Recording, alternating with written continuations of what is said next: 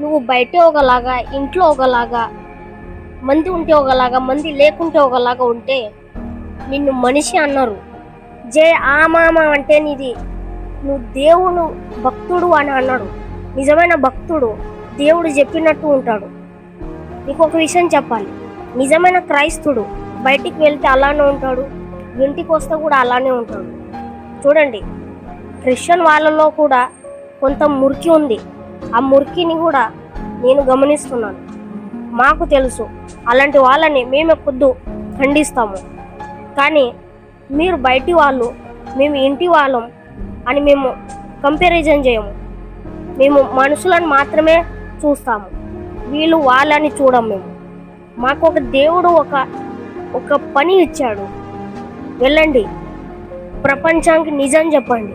అందుకే కదా మేము నిజం చెప్తున్నాము. మీకు నమ్మాల్సింది ఉంటే నమ్మండి. సోషల్ మీడియా అందరిది. మేము వీడియో చేస్తాము, చెప్తాము. నీకు నమ్మేది ఉంటే నమ్ము, లేదంటే వదిలేయండి. ఎందుకంటే మీ నాశనం మీరు అవుతారు, ఇది గుర్తుపెట్టుకోండి.